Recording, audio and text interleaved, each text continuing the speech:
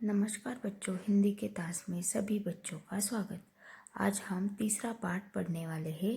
उसका नाम है नाखून क्यों बढ़ते हैं।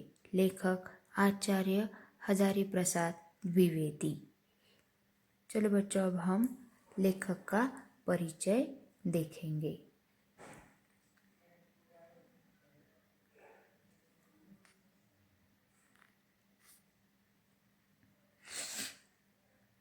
लेखक परिचय। जन्म 1907 बलिया। मृत्यु 1989 उत्तर प्रदेश। परिचय। द्विवेदी जी हिंदी साहित्य के मौलिक निबंधकार, उत्कृष्ट समालोचक एवं सांस्कृतिक विचारधारा के प्रमुख उपन्यासकार हैं। आपका व्यक्तित्व बड़ा प्रभावशाली और आपका स्वभाव बड़ा सरल और उदार था। आप हिंदी, अंग्रेजी, संस्कृत और बंगाली भाषाओं के विद्वान थे। प्रमुख कृतियाँ: अशोक के फूल, कल्पकता निबंध, बामन भट्ट की आत्मकथा, पुनर्वाव उपन्यास आदि। ये है लेखक का परिचय। आया समझ में बच्चों? चलो अब हम देखेंगे गद्य संबंधी।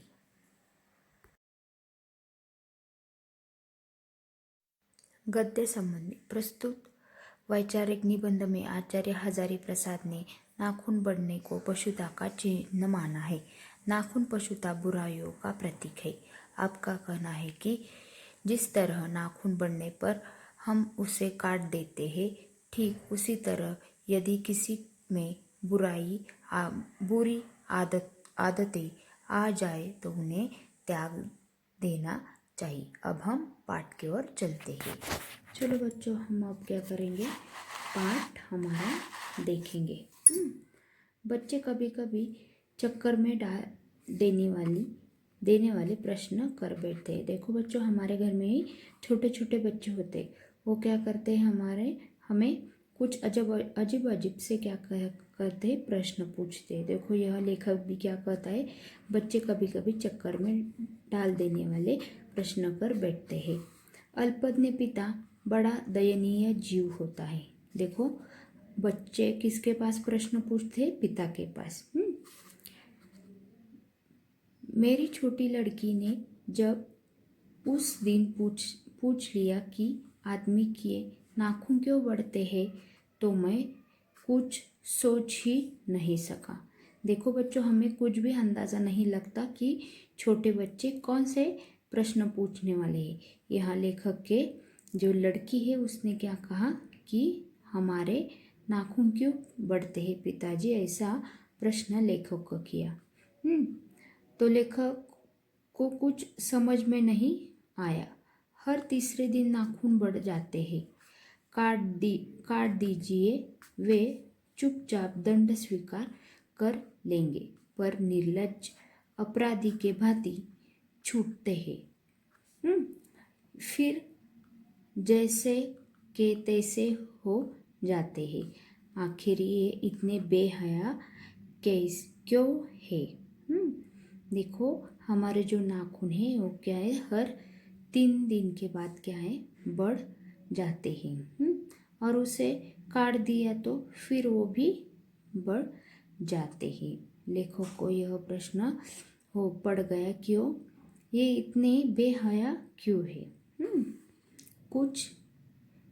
कुछ लाख ही वर्ष की बात है, जब मनुष्य जंगली था, वन मानुष था। वन मानुष का मतलब है बंदर की एक प्रजाति।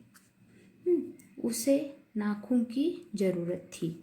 उसकी जीवन रक्षा के लिए नाखून बहुत जरूरी थे। देखो पहले मनुष्य बंदर की तरह था, तब उसे नाखून की क्या बहुत ज़रूरत थी। पर क्यों ज़रूरत थी? क्योंकि उनकी रक्षा करने के लिए। असल में वही उसके अस्त्र थे। दांत भी थे, पर नाखून के बाद ही उनका स्थान था। देखो क्या था उनका, ये अस्त्र था। उन्हें दांत भी थे, पर क्या नाखून के बाद उनका स्थान था। धीरे धीरे वह अपने अंग से बाहर की वस्तुओं का सहारा लेने लगा।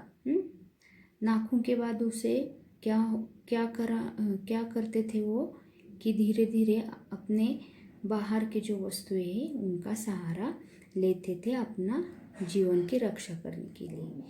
उसने हड्डियों की हथियारें बनाई। मनुष्य धीरे धीरे आगे बढ़ा। उसने धातु के हथियार बनाए। इतिहास आगे बढ़ा।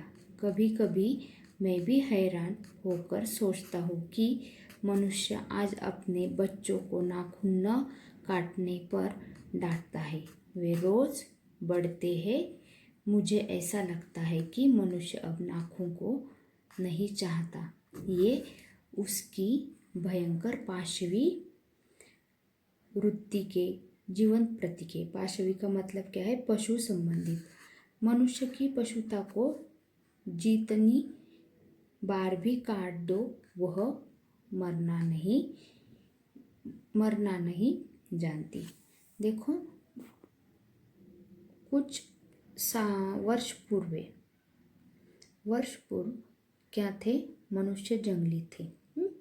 अपनी जीवन की रक्षा करने के लिए अपने नाखून उसे चाहिए थे, वो इसलिए नाखून नहीं काटते थे।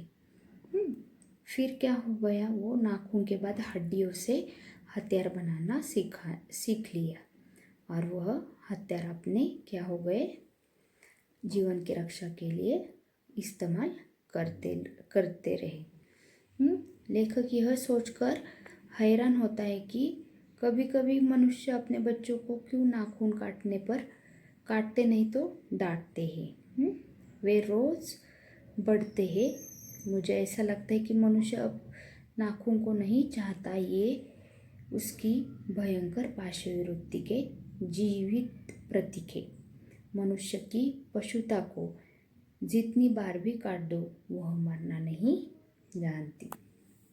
चलो, आज इतना ही। धन्यवाद।